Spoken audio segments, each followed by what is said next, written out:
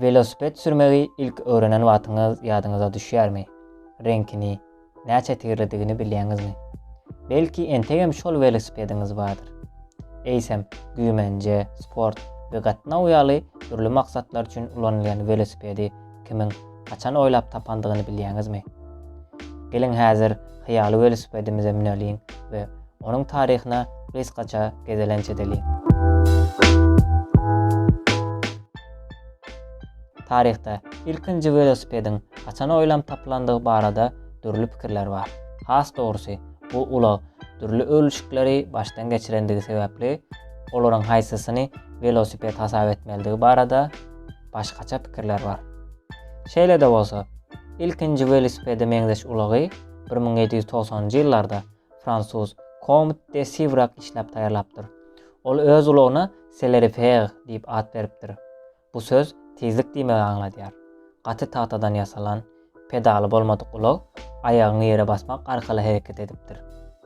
Häzirkilere has meňzeş velosipedi 1817-nji ýylda Germaniýaly baron Karl von Drej oýlap tapýar. Ol öz ulagyna laf maşina, ýagny ylgaw maşiny diýip ad berýär. Agramy 22 kilograma golay bolan ulagyň demirden tigirleri we duruzyjy ulgamy bolupdyr. Emma onuň hem pedallary ýoklugy üçin sürmek aňsat bolmandyr. Şol döwürde bu ulaga onu oýlap tapanyň ady bilen drejin diýilipdir.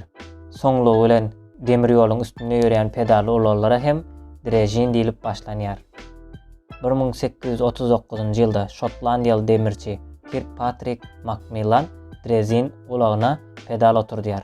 Bu ulagyň öňe yza hereket etdirilýän ýönekay pedaly bolupdyr. Şol sebäpli onu sürmek ozalkylaryndan has aňsat bolupdyr.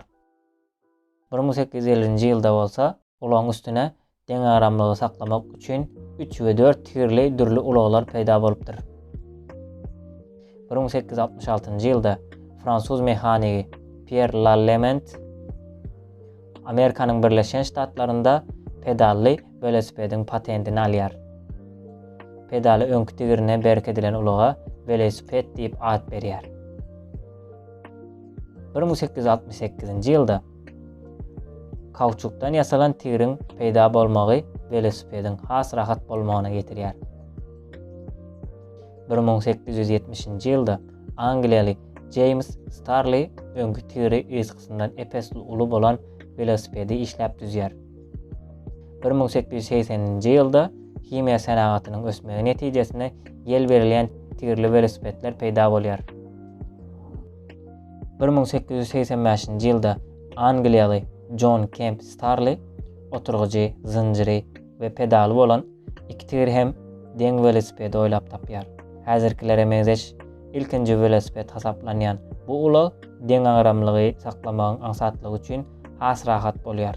Şeýle hem bu ulagy dolandyrmak, saga çepe öwrüm etmek hem aňsat bolupdyr.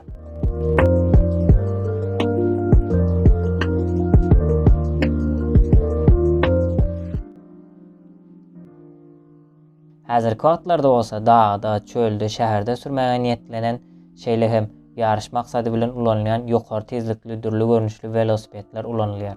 Daşky gorşawa ziýanynyň ýokdugy, saglyk üçin peýdalydygy, hemmeler üçin elli ýeterli bolmagy bu ulaga bolan islegi artdyrýar. Velosiped üçin ýörüte ýodalaryň we dorazgalaryň gurulmagy bu ulaglaryň has hem ýaýbaňlanmagyna getirýär. Şeýle de pedalyny aylamazdan sürüp bolýan elektrik energiýasy bilen işleýän velosipedler hem bar.